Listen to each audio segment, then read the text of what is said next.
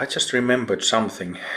Earlier today I was referring to how Carl's voice sounded when he guided Rainbow Body Yoga, and especially during when he was doing dynamic concentration with shouting avam syllables. Kind of this raw. It's not like it's without control, but there's no self-control. It's not self-conscious. So it's sort of like a natural occurrence, something like a roar of a big cat, or the, how do you call it, the trumpet sound of an elephant. It's just like pure power. And this reminded me of something back in the day when I was in Japan. I met a whole bunch of Zen teachers and Zen masters, Roshis. Roshi is the name for older, like an older Zen teacher, like a Zen master title. And I also called a few Roshis when I was there, called them up on the telephone, because I was looking for a training place. So I called a couple of them.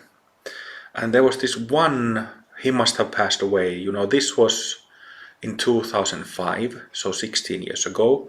And this Roshi was already, I think, 80 back then. So I think that he has already passed by now. But he was the abbot of Ryutakuji temple, which is the temple where Zen Master Hakuin lived. So his name was Kyudo Nakagawa. And I just remember talking to him, and he was already 80 and I was just a kid of 25 years old, enthusiastic about practice, but I was still wet behind the ears. And it doesn't really matter what we discussed, what the matters were, but I just remember his voice. It was like I remember putting the receiver down after the phone call and just feeling the power coming from his voice. It was like talking with a volcano that was erupting. And I'm not sugarcoating this up. It was just like this pure, raw power in his voice. Very crisp, very clear, very dynamic, very wrathful. Kyudo Nakagawa was a Rinzai priest. So like Terayama Sensei, my main teacher, he was a Rinzai, so very dynamic. Harada Roshi was the abbot of the monastery where I was, also Rinzai, so a lot of punch there. Very dynamic, wrathful energy in Rinzai priests, in Rinzai, Japanese Rinzai masters.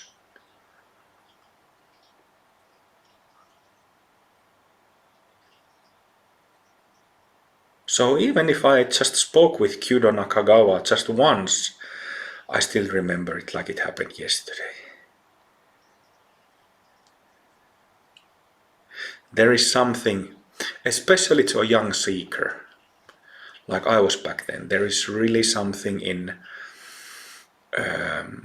maybe just receiving a letter from somebody who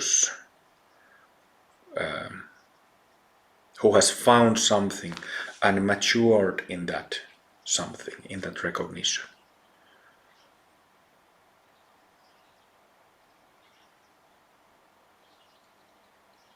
I remember, I trained in Sogenji monastery, and Shodo Harada Roshi, who is the founder of or head of the One Drop Zen organization, he was the abbot there. There are several recordings of him on Pemako YouTube channel because I've collected them there like since I started having YouTube since like 2009. So there's a lot of clips of him, reciting these Zen poems and demonstrating what we call dynamic concentration. It's a treasure chest. And it's unfortunate that I don't have recordings of Terayama Sensei, who I could say that he was my master, and I was closer to Terayama Sensei than I was with Harada Roshi. We just felt we had different kind of relationship, different kind of chemistry, just deep connection.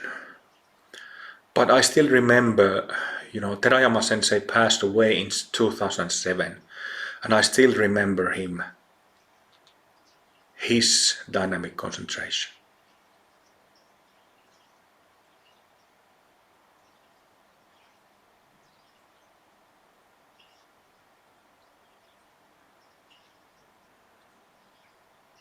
It was always, of course, pleasant, but it was like being hit by a truck.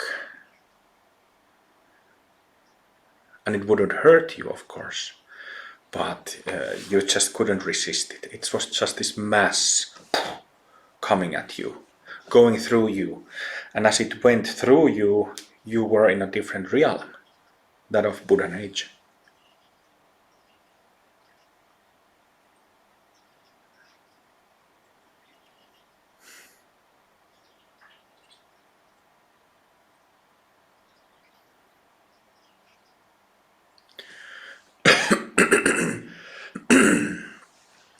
I wanted to take a moment also to just to remind you, Pemako Sangha members, Pemako practitioners, wanted to remind you something that I every once in a while remind myself to remind you about, which is that I highly recommend you to go and meet other teachers of other traditions, masters of other traditions.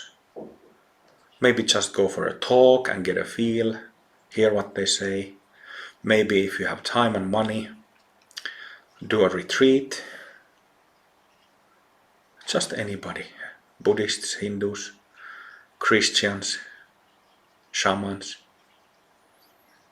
I highly recommend that.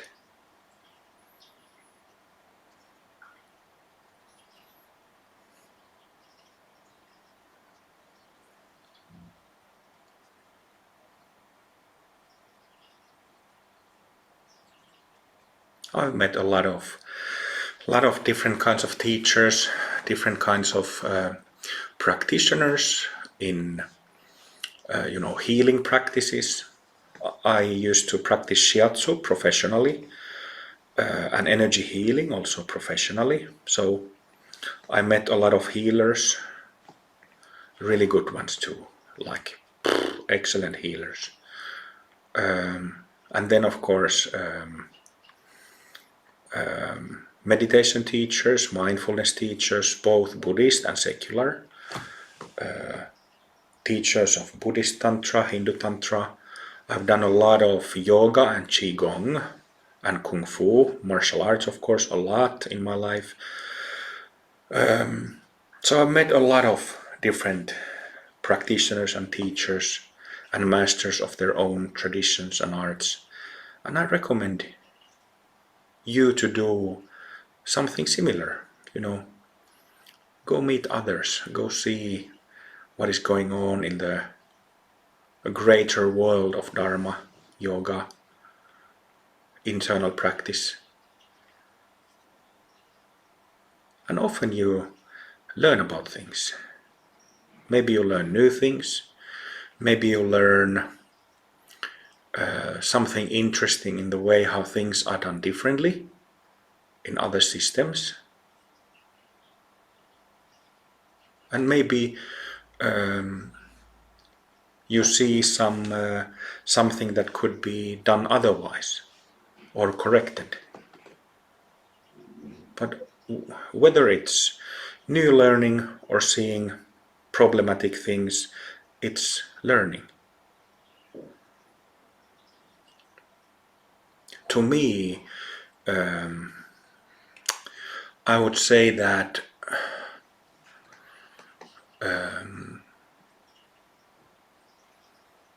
a couple of times I've been in situation long time ago when I was still wet behind the ears, and I had gotten close with, this was after my Zen days, I was practicing Hindu Tantra back then, and I had gotten personally close with a couple of Kriya Yoga masters, Indian ones, Indian yogis. And then I found out that there was some ethics issues and predictions that didn't become true, and kind of dodgy things happening.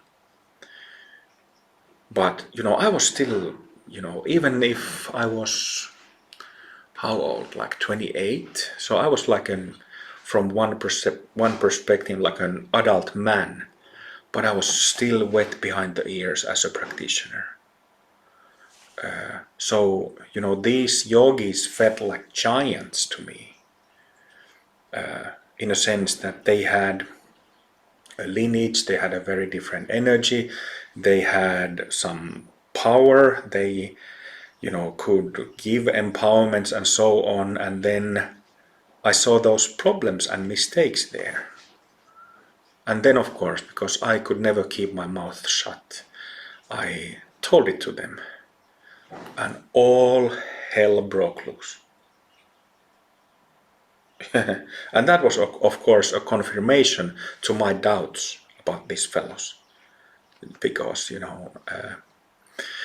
I remember a situation when I brought a group of Finnish friends and students of mine to meet them in India, and then this hell broke loose, and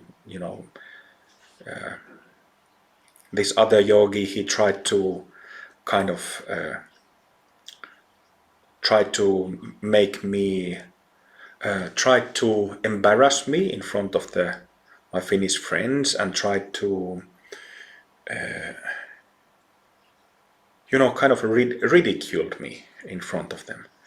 So of course, to me, it was the moment it happened, I realized that okay, this is exactly, it confirmed my gut sense.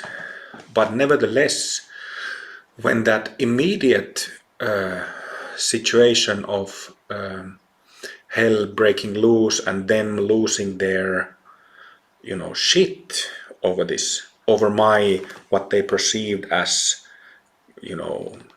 malicious criticism, I was devastated for a couple of months, because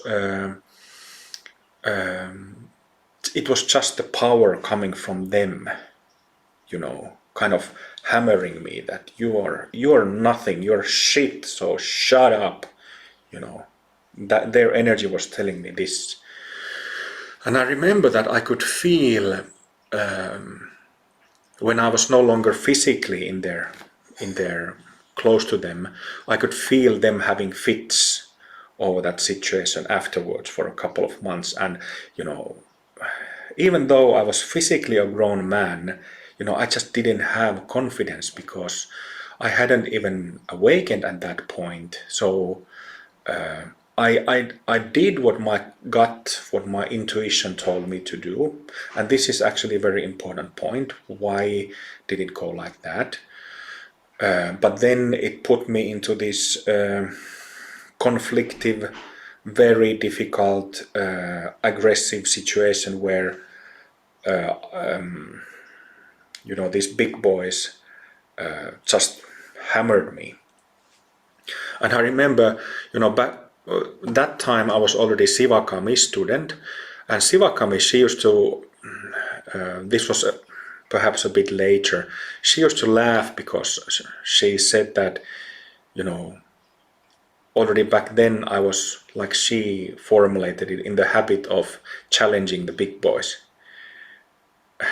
story of my life always got me into trouble. So, but the reason that it's interesting, I've thought about it sometimes, and I know why my gut, my intuition, or maybe you could say my karma led me out from their field of influence. This was because of my ethics. This was because, I had, maybe you could say that I had taken a vow to be honest. And when I saw dishonesty from their part, of course I couldn't accept it. So it was my commitment to ethics and non-harming which led me out from there. That helped my intuition to work. But these two yogis, whose names I won't mention, today they have hundreds, maybe even thousands of students.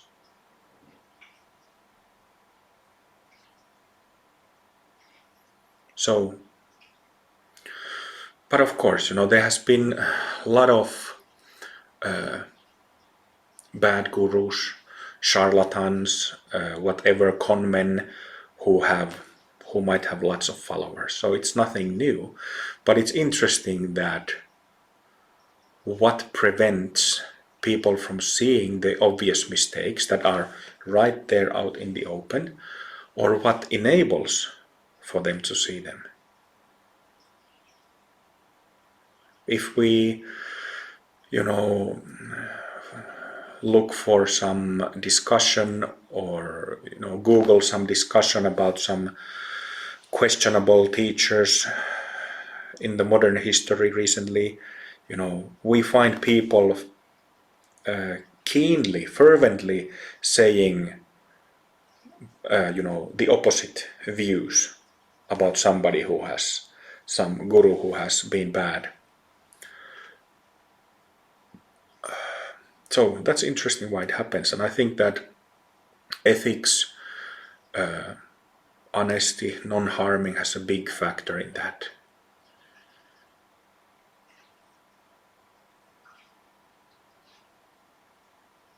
Oh, I could share a couple of other stories about bad gurus, because even though I was kind of a student of, something like a student of those two, I've met a few others who were really dodgy, like really, oof,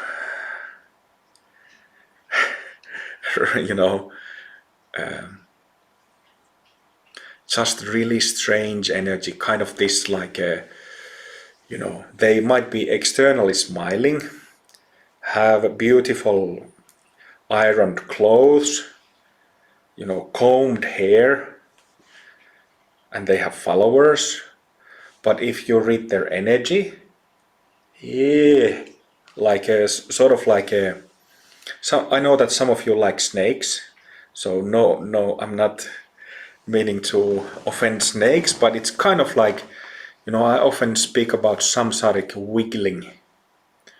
So, the snake-like wiggling. So the spine is not straight, no clear ethics, but something like constantly looking for ways to manipulate, control, impose their will on others, just sneaky, with a two-edged, the snake-like tongue kind of tasting around. I'm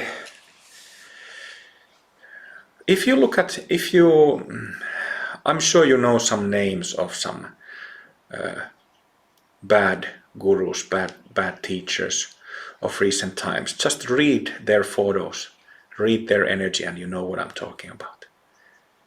Makes you instantly, like if you yourself have clear ethics, you have your heart in the right place, you're doing your practice for right reasons, you immediately feel like, oof, it's like your body being injected with poison. maybe mild sense, maybe strong sense, but nevertheless it kind of feels like food poisoning or something like that. Accidentally taking a sip of gasoline and then it gets into your system. That can be overwhelming. And yet there are folks sitting at the feet of these so-called gurus for years and decades.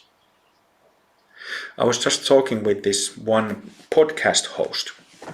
I was suggesting him a guest who was an ex-wife of one of these bad gurus, and I don't want to mention names, but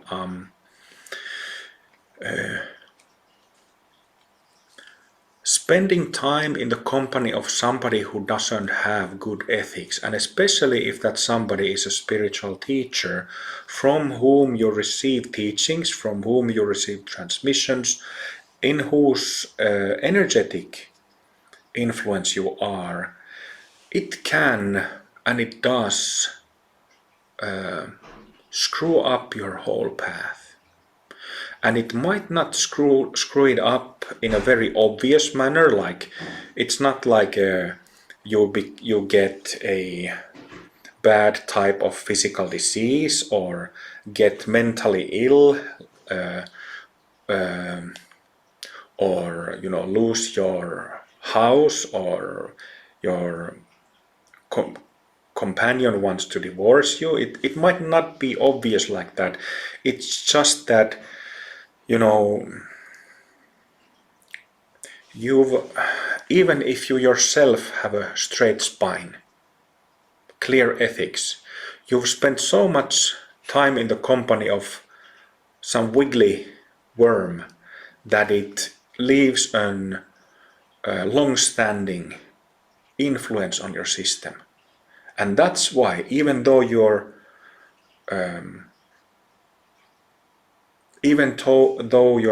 originally had good intentions, that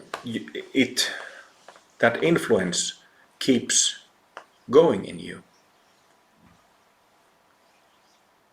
I mean, in the case of those who stay in the company of that teacher or in the organization afterwards when the bad guru has already passed away.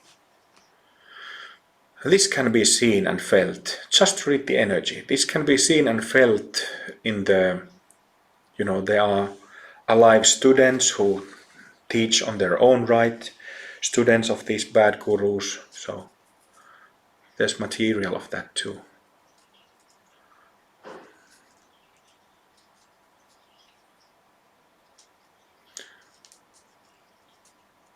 It just makes this whole thing, finishing the path, getting to the end stop of this bus line, just makes it much longer. Imagine if you had the fortunate karmic connection to make a contact with Vajrayana teachings and a lineage that had like an authentic transmission, authentic knowledge about how to get enlightened, but then you have a teacher who is wiggly inside. That's bad luck. That's really bad luck. Not necessarily karma.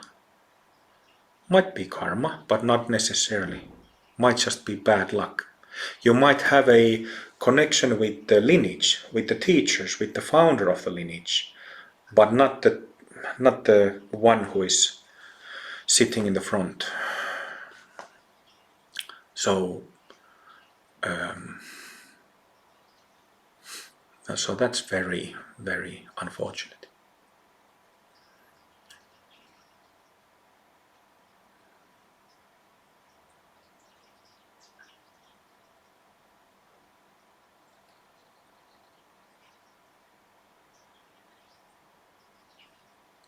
I wonder how it will be in the future. of Vajrayana. You know, Vajrayana Buddhism has really been in Tibet, you could say, well, in Japan also, in Shingon school. Maybe you could count Tendai, part of it. Actually, I would count Pure Land Buddhism also. But anyway, you know, tantric teachings have been in Asia, inside Japan, inside China, Tibet, for a long time, and they had just loads, many excellent Mahasiddhas there over many centuries. But I wonder how it will be in the future. Whether or not something like it will happen in the future in other places of the world. I certainly hope so. Of course I hope so. That would be my dream come true. But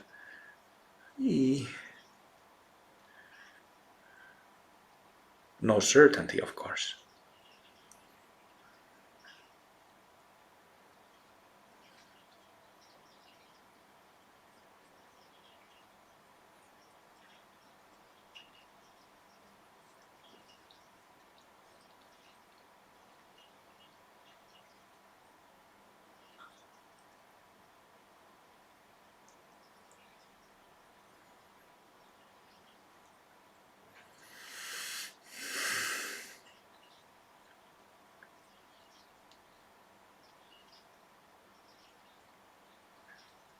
But certainly there are like opportunities. When I say West, I don't really mean only West, because the modern world in Asia also it's pretty like Western lifestyle, like modern city life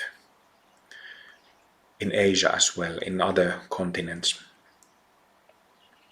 So there are opportunities in today and in the future that weren't there before. Internet is huge. Having a common language in English is huge. Way to spread out teachings. And also just a Western mindset, which also is not only Western, but like the modern education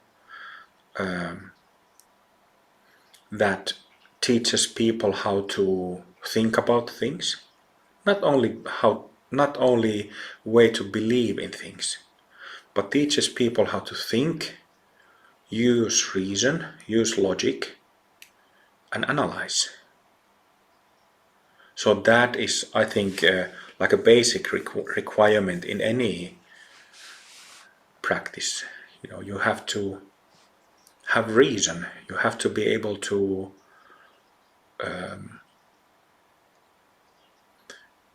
think about stuff and come into conclusions and learn. So it's kind of that type, you know, Western education and the mindset coming from it, it's already like a pragmatic feature. It's already like pragmatic dharma there. So the opportunity of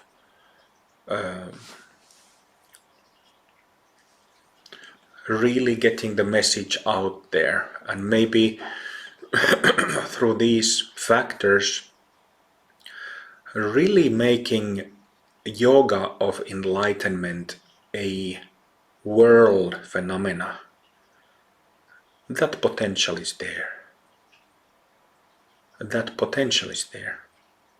And this potential wasn't there before because there was no internet, only English people spoke English, and there was no like a uniform education either. So the setting is quite good. But let's first get the 26 of you to become Mahasiddhas, so then we can worry about the next 26.